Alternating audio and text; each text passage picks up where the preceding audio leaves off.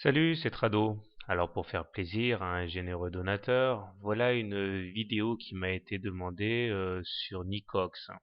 Alors la pauvre valeur est vraiment dans une mauvaise passe, hein. Le news flow fondamental est très mauvais et cela se solde par une descente aux enfers pour la valeur, puisque en l'espace d'une semaine, la semaine dernière, nous avons perdu près de 60% de la valeur de l'action.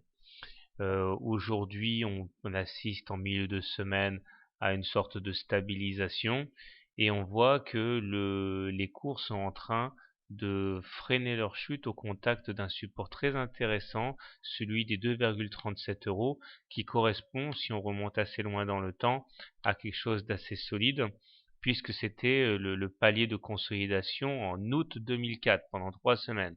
Donc c'est à la fois rassurant de voir qu'on a toujours des repères techniques, graphiques pour supporter les cours. Maintenant, il faut voir si ça va tenir.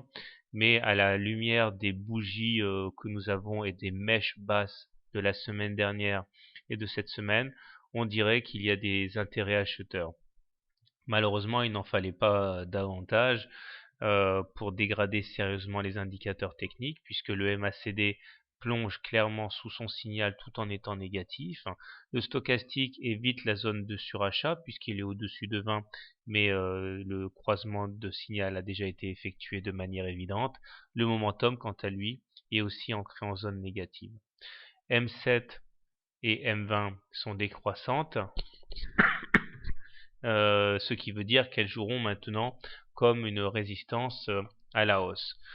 Lorsque la M7 croisera la M20, le cas échéant, eh bien, ce sera un nouveau signal baissier envoyé. Alors, il n'est pas évident de trouver des objectifs dans cette configuration. Si vous êtes euh, haussier, eh bien, vous avez une excellente opportunité d'achat ici, comme je l'ai indiqué, puisque nous sommes sur un support assez important. Il faudra néanmoins mettre un stop loss en cas de clôture en dessous des 2,37 euros. L'objectif étant d'aller chercher dans un premier temps la Bollinger inférieure ici et pourquoi pas la M20 à plus long terme. Si maintenant vous êtes baissier sur la valeur parce que pour une raison ou une autre vous pensez que la valeur va encore s'effondrer, j'ai un objectif autre de rentrée pour vous qui est le segment décroissant gris qui correspond en fait à la règle du balancier sur le canal. Donc je m'explique, voilà, là vous aviez un canal dans lequel évoluaient les cours harmonieusement. La théorie dit que si on casse le canal à la hausse ou à la baisse, il faut reporter l'épaisseur du canal, donc je l'ai traduit par des segments verts, au niveau du point de cassure, ce qui nous renverrait donc à ici. Ça veut dire attendre les 0,25, 0,26 pour entrer. Donc si vous êtes vraiment baissier sur la valeur, vous avez un point d'entrée sur ces niveaux-là.